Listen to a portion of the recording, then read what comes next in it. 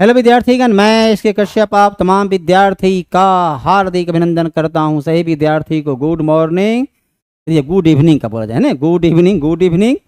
तो आइए प्रश्नों को हम लोग देखें बिना कोई विलंब किए हुए। कौन सा कथन सही नहीं है? कौन सा कथन सही नहीं है? एनी बिसेंट थियोसॉफिस्ट थी, एकदम सही है। एनी बिसेंट जो है थियोसॉफिस्ट थी। एनी बिसेंट थियोसॉफिकल सोसाइटी से जुड़ी रही। थियोसॉफिकल सोसाइटी का अंतर्राष्ट्रीय मुख्यालय मद्रास में 1882 ईस्वी बनाया गया, मद्रास के अडयार में। थियोसॉफिकल सोसाइटी की स्थापना 1875 में यूएसए अमेरिका में किया गया। मैडम एचपी ब्लावेट्स्की और कर्नल एमएस अलकाट के द्वारा किया गया। और इसका मुख्यालय 1882 में मद्रास लाया गया। ये सही है, ये सही है। स्वामी दयानंद सरस्वती ने 1875 में आर्य समाज की स्थापना किए, बंबई में किए, सही है। महात्मा गांधी का जन्म गांधीनगर में नहीं बल्कि इनका जन्म पोरबंदर में हुआ। 2 अक्टूबर 1869 को हुआ। ये लाइन गलत है, अर्थात आंसर क्या हो जाएगा? आंसर आपका डी हो जाएगा। Neeraj Kumar good evening, good evening Neeraj Kumar ji. अनुच्छेद मुख्यमंत्री के दायित्व का निर्वहन अनुच्छेद 162 क्या कहता है? कि राजसूची के विषय तक विधानमंडल या राज्य कार्यपालिका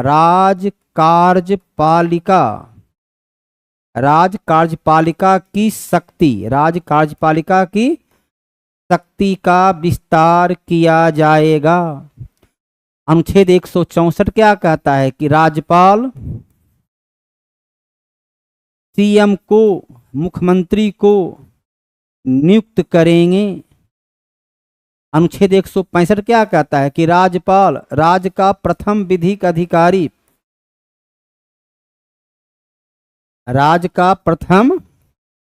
विधिक अधिकारी महाधिवक्ता को नियुक्त करेंगे। 167 कहता है कि मुख्यमंत्री का कर्तव्य है वह राज्य मंत्री परिषद की बैठक अध्यक्षता करे और लिया गया निर्णय से वो राज्यपाल को अवगत कराए। तो मुख्यमंत्री का कर्तव्य का उल्लेख अनुच्छेद 167 में दिया गया है। भारत का पहला ड्रोन फॉरेंसिक अनुसंधान केंद्र केरला में स्थापित किया। समुद्र तट पर अवस्थित केरला सेंसिटिव राज्य रहा है। बड़े पैमाने पर वहाँ विदेशी भी आते जाते रहते हैं, तो वहाँ पर बनाया गया है ताकि पूरी तरह उसके बारे में राष्ट्रीय और आंतरिक सुरक्षा के लिए ध्यान में रखते हुए उसे केरला में स्थापित किया गया है। बिहार सोशलिस्ट पार्टी का गठन 1931 में बिहार सोशलिस्ट पार्टी का गठन किसने किया? गठन किए पुलन प्रसाद वर्मा के द्वारा। पुलन प्रसाद वर्मा के द्वारा इसका गठन किया गया। नंबर 1, बिहार सोशलिस्ट पार्टी में और जुड़े हुए थे जयप्रकाश नारायण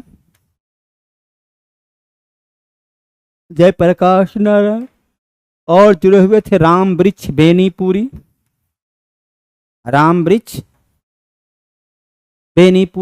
1934 में जो स्थापित हुआ उसका नाम है कांग्रेस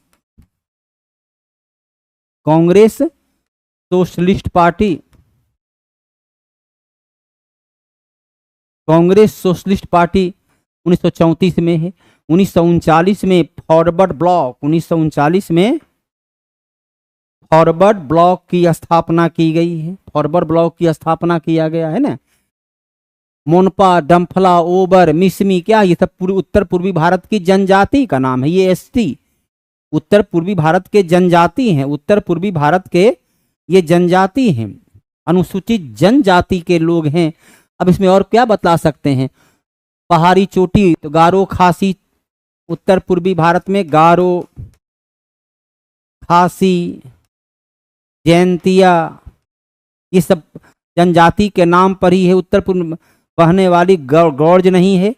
भारत और तुर्कमेनिस्तान के बीच जल विभाजक का काम करता है काराकोरम श्रेणी। काराकोरम श्रेणी जो है ट्रांस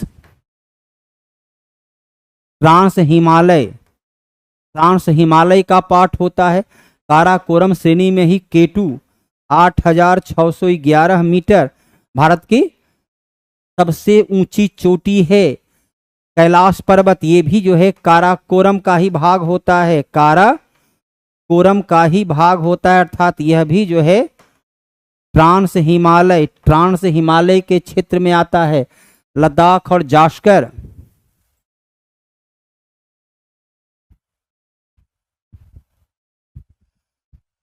बीएड कीजिए। बीएड जो है सो चूंकि आप ग्रेजुएट हो चुके हैं तो बीएड कीजिए, बीएड ज़्यादा बेहतर होगा। डीएलडी में तो चलिए 1 to 5 तक का है, 1 to 5 में चुनात्मक ज़्यादा भीड़ है। बीएड करते हैं तो 6 to 8 9 10 आपके पास, बीएड जब कर लेते हैं तो आप 6 to 8 9 10 और यहाँ तक कि बाद में एमए करने पीजीटी का भी आपको मौका मिल जाता है, तो आपका दायरा बड़ा हो जाता है।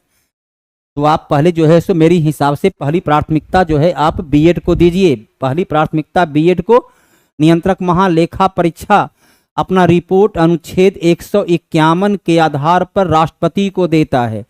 सीएजी को भारत सरकार का धन का संरक्षक, सरकार के धन का संरक्षक कहा जाता है। यह अपना रिपोर्ट जो है राष्ट्रपति को देता है। नियंत्रक महालेखा परीक्षक और राष्ट्रपति इसके रिपोर्ट को लोकसभा में रखवाते हैं। लोकसभा का लोक लेखा समिति इसके रिपोर्ट की समीक्षा करता है। लोक लेखा समिति इसके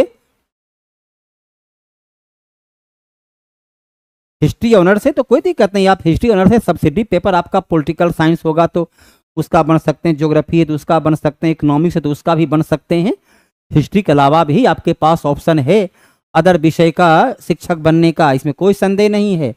नियंत्रक महालेखा परीक्षक को अनुच्छेद 148 के आधार पर राष्ट्रपति नियुक्त करते हैं, जो नियुक्ति के बाद 6 वर्ष या 65 वर्ष की उम्र तक दोनों में जो पहले पूरा हो अपने पद पर काम करता है। बाल गंगाधर तिलक अंग्रेजों के कैद में रहे। बाल गंगाधर तिलक 1908 में 6 वर्ष तक कारावास की और ये बर्मा के मांडले जेल में रहे।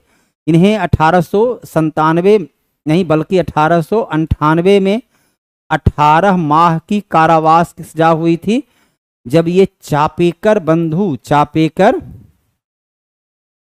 बंधु के समर्थन में आलेख लिखे थे। तब जो है सो इन्हें भी मुकदमा चलाया गया था। 1908 से 14 तक जेल में रहे। 1916 में वापस जब जेल से निकले तब ये होम रूल लीग की स्थापना किए और 1916 में ये कांग्रेस पार्टी में शामिल हो जाते हैं। 1916 में ये कांग्रेस पार्टी में शामिल हो जाते हैं। बौद्ध ग्रंथ में 16 महाजनपद का उल्लेख है। अंगुत्तर निकाय में 16 महाजनपद का उल्लेख है, जिसमें बिहार का 3 है। एक है अंग जिसकी राजधानी थी चंपा, दूसरा है बिहार का विदेह जिसकी राजधानी थी मिथिला, तीसरा जो है मगध जिसकी राजधानी थी गिरिब्रज। बिहार का 3 था। इसमें अंगुत्तर निकाय में, और ये सभी जो है बौद्ध धर्म के सूत पिटक, ये सभी जो निकाय हैं बौद्ध धर्म के सूत पिटक से संबंधित हैं। अंगुत्तर निकाय में 16 महाजनपद का उल्लेख है। 6ठी शताब्दी ईसा पूर्व में भारत में 16 राज हुआ करता था, उसमें 3 राज बिहार का था। दक्षिण भारत का केवल एक राज था, अशमक, जिसकी राजधानी पोतन जो महाराष्ट्र में हुआ करता था। उत्तर प्रदेश के 7 राज थे। मध्य प्रदेश के 2 राज थे। राजस्थान का 1 राज हुआ करता था।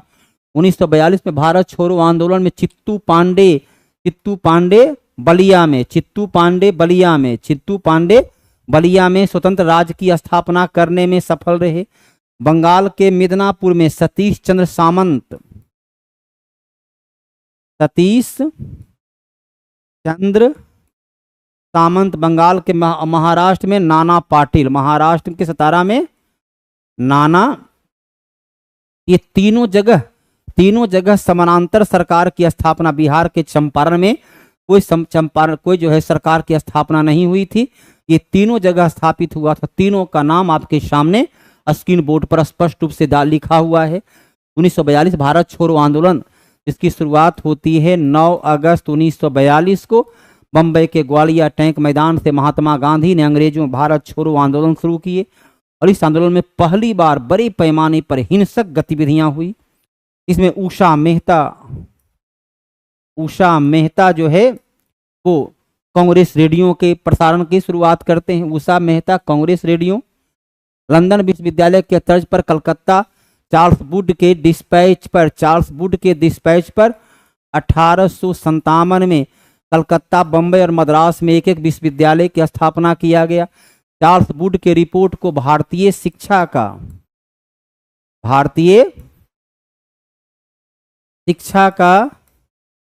मैग्ना कार्टा कहा जाता है। भारत शासन अधिनियम से क्या हुआ? ब्रिटिश महारानी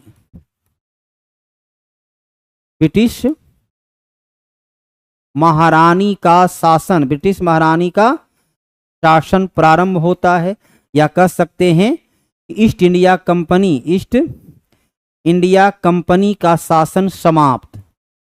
ईस्ट इंडिया कंपनी का शासन समाप्त हो जाता है। 1833 के चार्टर एक्ट के द्वारा शिक्षा का माध्यम अंग्रेजी को बनाया गया। 1853 के चार्टर एक्ट के द्वारा इंडियन सिविल सर्विस के लिए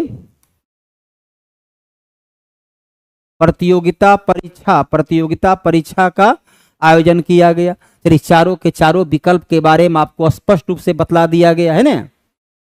ब्रिटिश औपनिवेशिक व्यवस्था के विरुद्ध 1857 से पूर्व भारत में विभिन्न भागों में हुए निम्न विद्रोह का सही घटनाक्रम क्या है? अंग्रेजों के काल में भारत में जो विद्रोह हुए उस विद्रोह के बारे में आपको चर्चा किया गया है।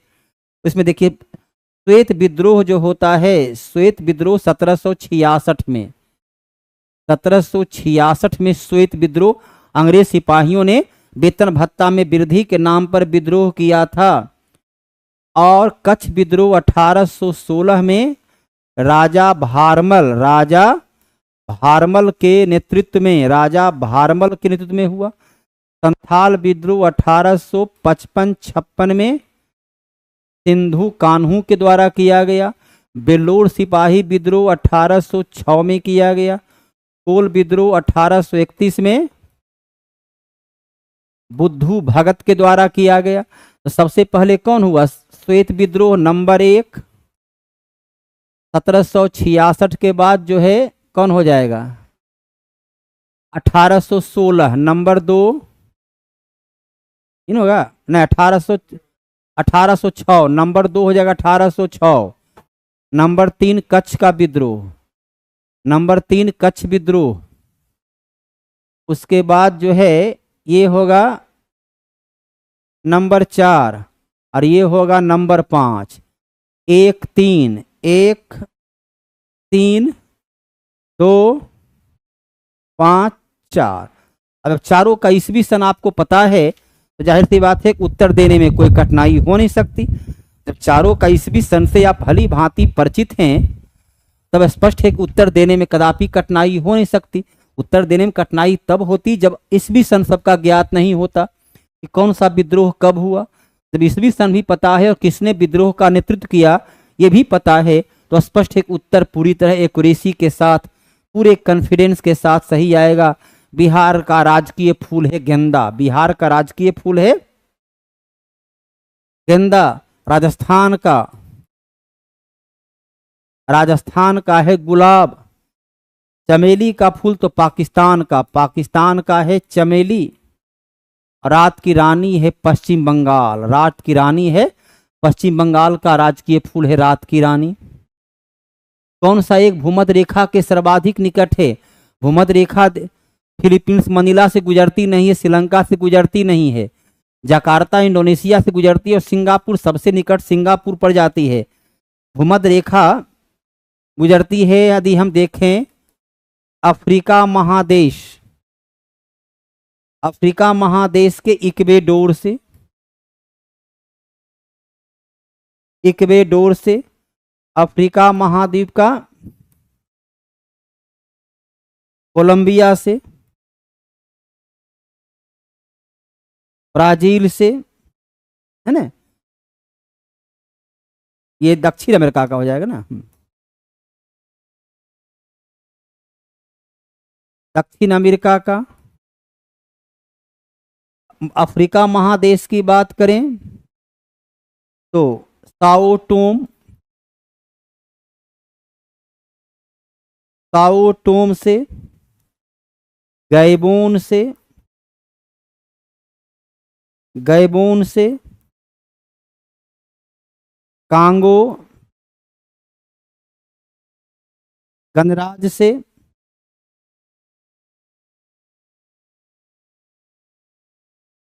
कांगो लोकतांत्रिक से, युगांडा से, केन्या से और सोमालिया से, इतना से गुजरता है। एशिया महादेश की बात करें, एशिया का हो गया मालदीव और इंडोनेशिया, इंडोनेशिया से तो सिंगापुर के सबसे निकट हो जाता है। गुड इवनिंग, गुड इवनिंग आदर्श राज जी, शॉर्ट वीडियो, आदर्श राज जी गुड इवनिंग। पंकज जी, ड्यूडल शब्द का संबंध किस खेल से? अलग अलग शब्द में, खेल में अलग अलग शब्दों का प्रयोग होता है। तो टेबल टेनिस का प्रयोग होता है, गोल्फ से जो है डबल ईगल, डबल ईगल का प्रयोग होता है। फुटबॉल से पेनाल्टी किक, है ना, और क्रिकेट से तो खैर हमसे ज्यादा ही जानते होंगे कौन कौन टर्म का प्रयोग होता है। माउंट टिटलिस, माउंट टिटलिस का संबंध स्विट्जरलैंड से है और इसकी ऊंचाई जो होती है वो ऊंचाई है 3238 मीटर, 3238 मीटर इसकी ऊंचाई है। और ये किस पर्वत के भाग में पड़ता है? ये आपके आल्प्स पर्वत, आल्प्स पर्वत का भाग हो जाता है ना। तो ये माउंट टिटलिस जो है, अब इसमें कोई अलग अलग माउंट बता नहीं सकते हैं सबका। चक्रवर्ती समिति का संबंध है बैंकिंग क्षेत्र सुधार में, और बैंकिंग में आरबीआई, आरबीआई का मौद्रिक नीति, आरबीआई का मौद्रिक नीति के सुधार में किस प्रकार से इसे बनाया जाए, जनोपयोगी 1985 में मौद्रिक नीति के लिए बनाया गया था। कृषि विपणन, कृषि मार्केटिंग के लिए नेफेड 1958 में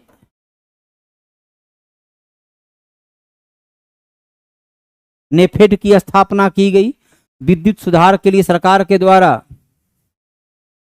धन्यवाद पंकज जी। प्रथम अभिनेत्री जिन्हें दादा साहब पुरस्कार, प्रथम ही नहीं भारत की पहले सबसे पहली पुरस्कार 1969 में इन्हें ही दिया गया। 1969 में देविका रानी को फिल्म के क्षेत्र में ये सर्वश्रेष्ठ फिल्म है, फिर ये सबसे बड़ा पुरस्कार है जो भारत सरकार के द्वारा दिया जाता है। अभी पिछले वर्ष जो है मिथुन चक्रवर्ती को दिया गया था। फिल्म हीरोइन में आशा पारेख को मिल चुका है। दादा साहब फाल्के पुरस्कार लता मंगेशकर को मिल चुका है, आशा भोसले को मिल चुका है, भूपेन हजारिका को मिल चुका है, अमिताभ बच्चन को मिल चुका है। कपूर खानदान में तीन तीन गो, शशि कपूर, राज कपूर और पृथ्वीराज कपूर, एक परिवार में तीन तीन लोगों को यह पुरस्कार प्राप्त हो चुका हो। छऊ बिहार के अतिरिक्त जो है, छऊ जो है बिहार, पश्चिम बंगाल, उड़ीसा, झारखंड, ये सब का छऊ है। मध्य प्रदेश का जो है मांच, मध्य प्रदेश का, उत्तर प्रदेश का कजरी,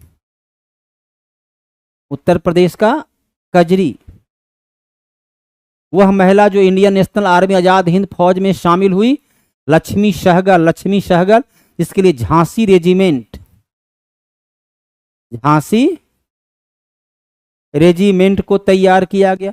कादम्बनी गांगुली पहली महिला स्नातक, पहली महिला जो स्नातक उत्तीर्ण हुई वो थी कादम्बनी गांगुली। ये पहली महिला रही जो स्नातक उत्तीर्ण हुई। स्नातक उत्तीर्ण होने वाली ये भारत की पहली महिला थी कादम्बनी। उस पर ये मेडिकल की परीक्षा भी उत्तीर्ण की। 1883 में कब पास की थी? तो 1883 में, और फिर 1886 में ये मेडिकल की परीक्षा भी उत्तीर्ण हुई। इसको 11वीं अनुसूची में शामिल नहीं किया गया है। पुस्तकालय शामिल है, आर्थिक और सामाजिक विकास, परिवार कल्याण शामिल नहीं किया गया है। आर्थिक और सामाजिक विकास के नियोजन ये तो सरकार की समवर्ती सूची में है, जिसे केंद्र सरकार, राज्य सरकार दोनों जिस पर कानून बना सकती है। और 11वीं अनुसूची के अनुच्छेद 243 जी के तहत 29 विषय दिए गए हैं, इस पर पंचायती राज को काम करना है। 73वां संविधान संशोधन के द्वारा, 73वां संविधान संशोधन के द्वारा 1992 में इसे 11वीं अनुसूची में शामिल किया गया। 11वीं अनुसूची में शामिल किया गया, जो 24 अप्रैल 1993 को लागू हुआ। 24 अप्रैल 1993 को लागू हुआ। क्या दिक्कत हो रही चलने में? वीडियो रुक रहा है क्या? खुले बाजार की नीति देखिए, आरबीआई का मौद्रिक नीति, आरबीआई का मौद्रिक नीति को दो भागों में बांटा गया है। एक को कहा गया है परिमाणात्मक साख नियंत्रण, दूसरे को कहा गया है चयनात्मक साख नियंत्रण। तो परिमाणात्मक साख नियंत्रण के अंतर्गत क्या आता है? CRR, SLR, PR, RR, RRR, MSF, OMO इसके अंतर्गत आता है। इसमें आता क्या है? इसमें आता है नैतिक दबाव,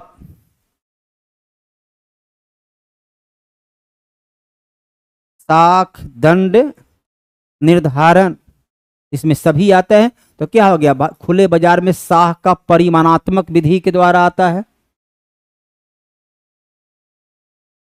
बिहार BSCC कर लीजिए, के लिए प्रैक्टिस सेट दीजिए सर। ये तो मैनेजमेंट तय करेंगे पंकज बाबू। इसे संसद के दोनों सदनों में बोलने चलिए तो ऐसा क्वेश्चन है, सबको पता है कि अटॉर्नी जनरल अनुच्छेद 76 के आधार पर राष्ट्रपति इन्हें नियुक्त करते हैं। और जो नियुक्ति के बाद राष्ट्रपति के प्रसाद पर्यंत अपने पद पर बने रहते हैं। नियंत्रक महालेखा परीक्षक वर्तमान में कौन है? आर बैंकर रमनी नियंत्रक महालेखा परीक्षक है।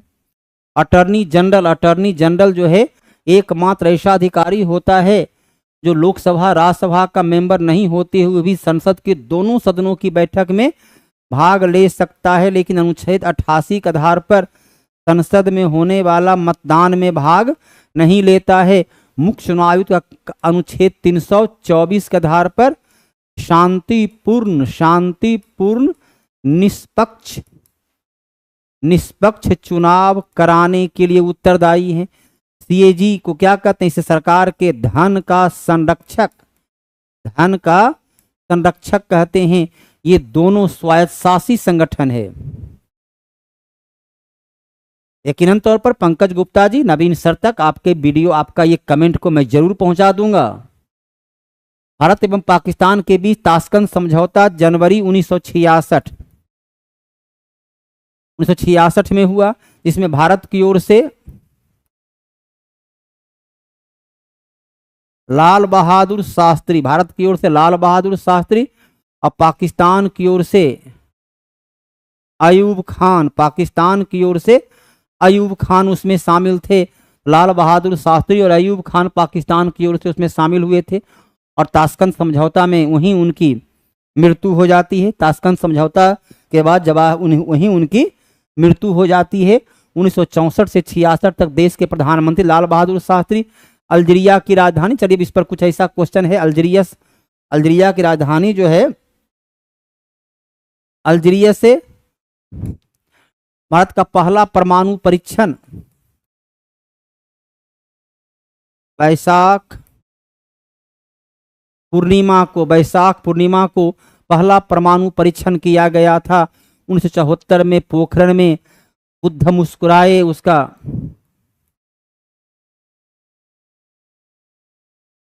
बुद्ध मुस्कुराए उसे जो है सो कोड वर्ड के रूप में प्रयोग किया गया। दूसरी बार जो है 1998 में 11 मई और 13 मई को पोखरण में ही परीक्षण किया गया। जब भी परमाणु परीक्षण होता है तो पोखरण में ही परीक्षण किया जाता है। उत्तरी गोलार्ध की तुलना में देखिए, उत्तरी गोलार्ध में 60% भाग पर जल है, दक्षिण गोलार्ध में 80% भाग पर जल है। तो दक्षिण गोलार्ध में 40 डिग्री अक्षांश पर गरजता 40, 50 पर भयंकर 50, 60 पर चीखता 60 के नाम से पछुआ हवा को जाना जाता है। तो पछुआ हवा जो है वह दक्षिण गोलार्ध में, उत्तरी गोलार्ध में, दक्षिण गोलार्ध में भूखंड कम है। उत्तरी गोलार्ध की तुलना में दक्षिण गोलार्ध में भूखंड कम है।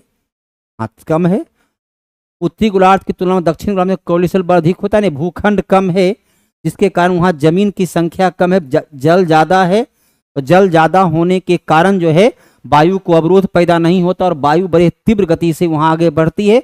दक्षिण गोलार्ध में गरजता 40, भयंकर 50 और चीखता 60 का प्रयोग होता है। पठार पर स्थित है स्पेन की राजधानी मैड्रिड, जहाँ मेसेटा का पठार है। बुखारेस्ट, जामनगर तो आपका हो गया भारत में, सिंगापुर में कहीं वैसा पठार है नहीं, तो यहाँ पर है स्पेन में। कौन सी पंटा जनजाति कांगो यूनिट जो है मध्य एशिया का है, खिरगिज, और ये पाए जाते हैं कनाडा में। अन्य तीनों जो सेमांग मलेशिया में। आप लोग का चूंकि एसएससी जो है स्टैटिक जीके क्वेश्चन देता है, तो यहाँ देखिए स्टैटिक जीके क्वेश्चन में, और स्टैटिक जीके क्वेश्चन का क्या होता है, कितना आप उसे याद रखते हैं, इसमें वो ज्यादा जो है सो विषयगत क्वेश्चन की तुलना में स्टैटिक जीके क्वेश्चन ज्यादा खतरनाक होता है। नीति निषेध सिद्धांत मूलतः प्राथमिकता प्राप्त है। यहाँ देखिए पता है क्या होगा कि मिनर्वा मिल विवाद 1980 में सुप्रीम कोर्ट ने कहा था कि directive principle of state policy पर फंडामेंटल राइट को या फंडामेंटल राइट पर डायरेक्टिव प्रिंसिपल को प्राथमिकता नहीं दी जा सकती। लेकिन अनुच्छेद 39 बी और सी, बी क्या कहता है, बी कहता है कि धन संपत्ति का असमान वितरण को कम करना। सी क्या कहता है, धन संपत्ति का सकेंद्रन को रोकने के लिए राज काम करे, अर्थात हमारी समाजवादी अर्थव्यवस्था का ये बेसिक आधार है। आप कौन सा पेपर पढ़ाते हैं, कौन सा पेपर? हम बेसिक रूप से प्लेटफॉर्म में जो है इकोनॉमिक्स और पॉलिटी पढ़ाते हैं, ऐसे अदर में हिस्ट्री पढ़ाते हैं। मेरा तीनों विषय क्षेत्र को है और जरूरत पड़ने पर ज्योग्राफी भी पढ़ाते हैं। तो चारों पेपर हम पढ़ाते हैं, लेकिन हिस्ट्री, पॉलिटी और इकोनॉमिक्स जो है ये यहाँ प्लेटफॉर्म में पॉलिटी और इकोनॉमिक्स ज़्यादा पढ़ाते हैं।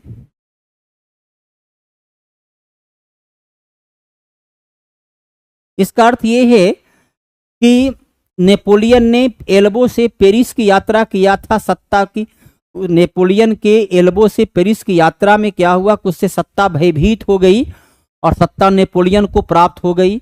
उसी प्रकार जो है मुसोलिनी जब रोम मार्च किए थे तो रोम उसकी मार्च में उमड़ती हुई जनता के भागीदारी को देखते हुए सरकार वहां डर गई और मुसोलिनी सत्ता प्राप्ति करने में सफल रहा। उसी प्रकार जिस प्रकार से सत्ता को एक कठिन चुनौती दी गई नेपोलियन और मुसोलिनी के द्वारा, उसी प्रकार था कि महात्मा गांधी अपनी इस यात्रा के माध्यम से अंग्रेजों के सामने एक कठिन चुनौती जो है सो पेश किए हैं।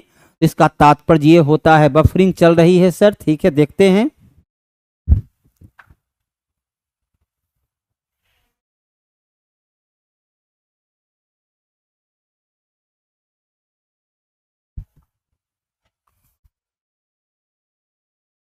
देखिए कुछ बफरिंग हो रहा है, अभी ये फिर घूमने लगता है।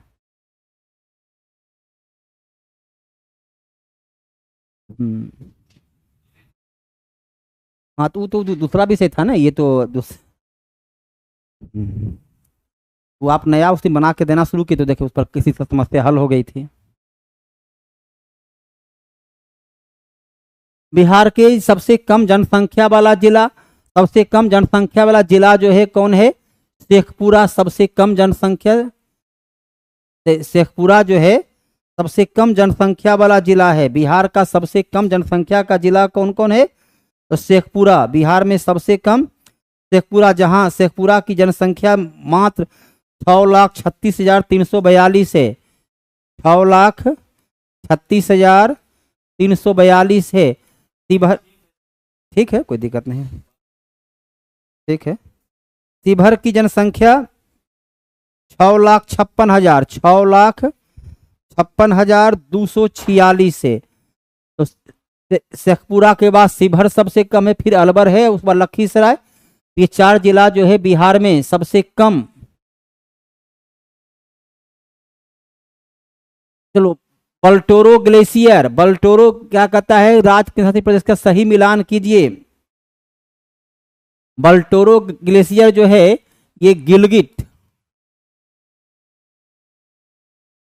गिलगिट पाकिस्तान के क्षेत्र में पड़ता है, अर्थात ये गलत हो गया। चौरीबारी उत्तराखंड में सही है। सियाचिन जो है ये लद्दाख में पड़ता है, ये भी गलत हो गया। जेमू जो है, जेमू हिमाचल प्रदेश में नहीं है, जेमू सिक्किम में है, जेमू सिक्किम में है, तो ये भी गलत है। केवल और केवल बी जो है सो आपका सही है।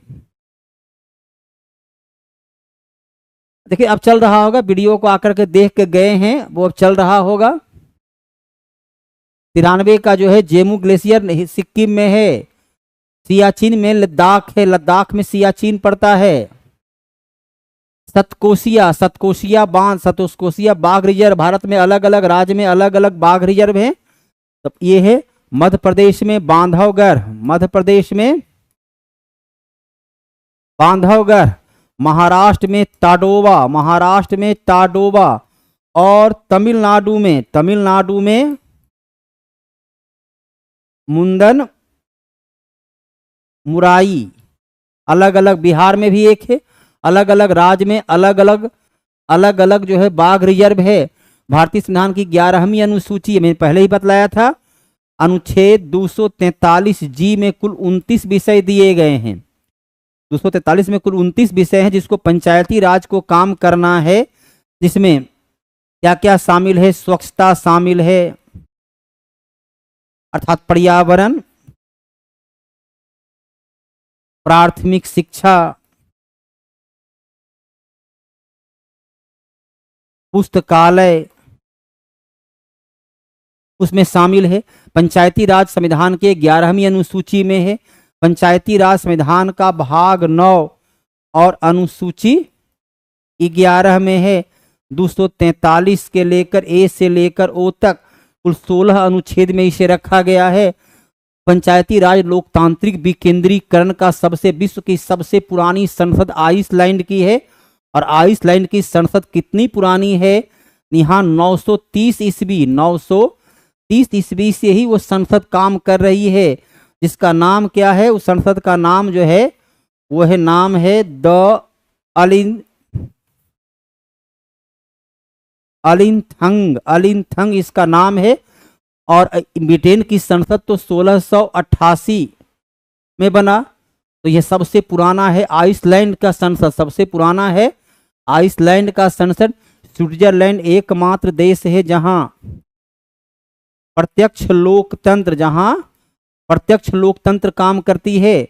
भारतीय राष्ट्रीय कांग्रेस का देखिए सबसे लंबा, मुझे समझ में नहीं आया ये क्वेश्चन मुझे समझ में नहीं आया। सबसे लंबा से तात्पर्य क्या है? नागपुर में जो अधिवेशन हुआ था 26, नागपुर का अधिवेशन जो है 26 से 30 तारीख तक, 30 दिसंबर 1920 में हुआ, जिसके अध्यक्ष थे सी राघवाचार्य।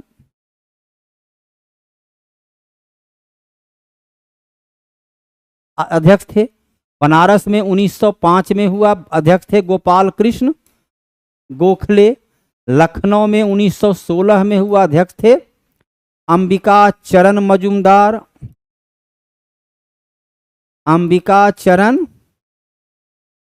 मजुमदार।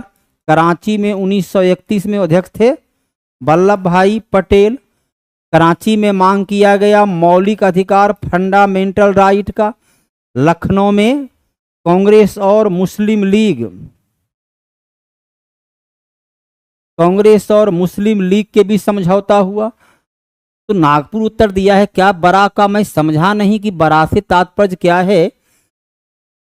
26 से 30, चलिए 5 दिन यहाँ बैठक हुई थी। अन्य जगह बैठक सामान्य अवस्था में 3 दिन होती है, तो शायद यही इसका आधार रहा हो। टैगा ऐसे होता है ना। टैगा वनस्पति कहाँ पाई जाती है? भूमध्य गढ़ी में तो खट्टा फल के लिए होता है। इसे तो फल का टोकरी, इसे क्या बोलते हैं? फल का टोकरी के नाम से जानते हैं।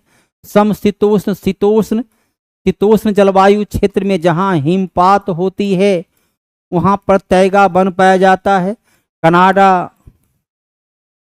ग्रीनलैंड,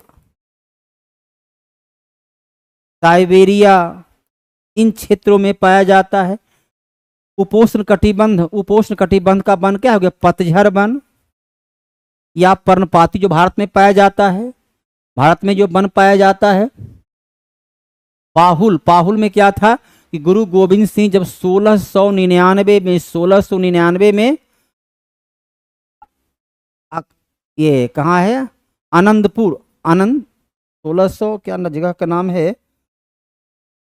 नाम क्या है? आनंदपुर ही तो लगता है नाम है। 1600 आनंदपुर ही थोड़ा, हाँ 1699 में आनंदपुर में जब उन्होंने खालसा पंथ की स्थापना किया तो पवित्र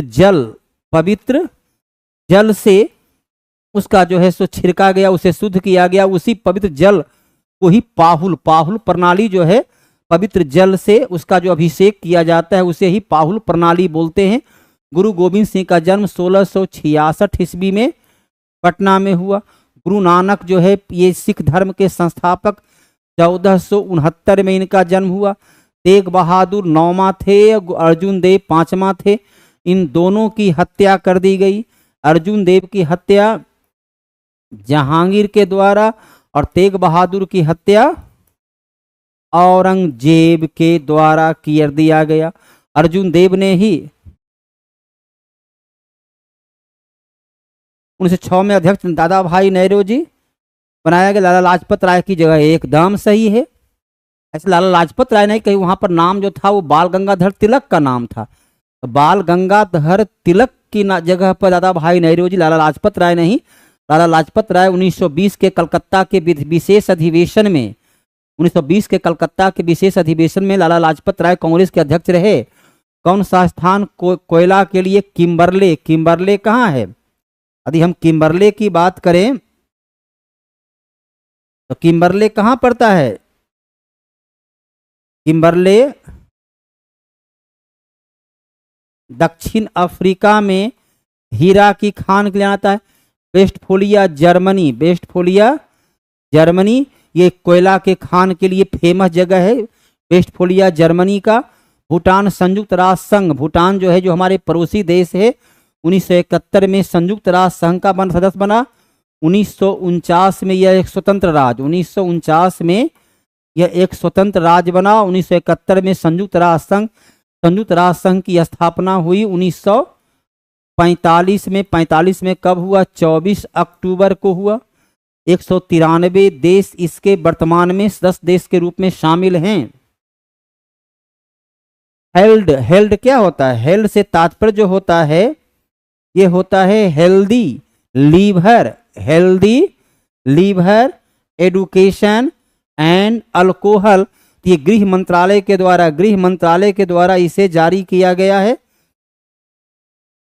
गृह मंत्रालय इसको, ताकि जो है लोग शराब और सेवन का इस प्रकार प्रयोग नहीं करें, जिससे राष्ट्र की लगभग नहीं है, क्योंकि वो पूरी तरह बौद्ध धर्मावलंबी है, बड़ा स्वच्छ है, साफ सुथरा जगह है। शहनाई को GI टैग, बनारस के शहनाई को और बनारस का तबला को, दोनों का GI टैग प्राप्त हुआ है। GI टैग की शुरुआत हुई 1999 का एक्ट से, 1999 का एक्ट से, और इसे 2004 में सबसे पहले दार्जिलिंग चाय को यह पुरस्कार यह मिला। उसके बाद देखते हैं GI टैग से बिहार का, देखिए GI टैग का, देखिए मखाना को GI टैग प्राप्त हुआ है।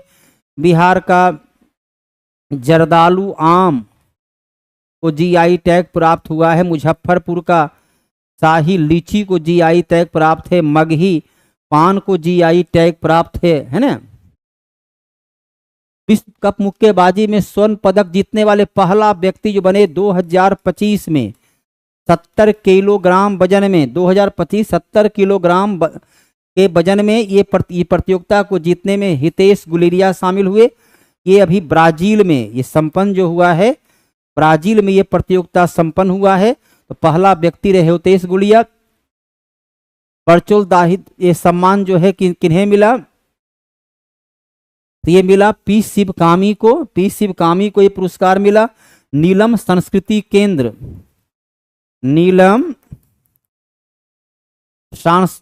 केंद्र के द्वारा ये पुरस्कार दी जाती है। पहले ये प्रशासनिक अधिकारी रह चुके हैं। हाँ, मधुबनी पेंटिंग को भी प्राप्त है।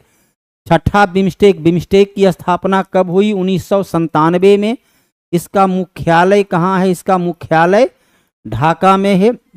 इसमें भारत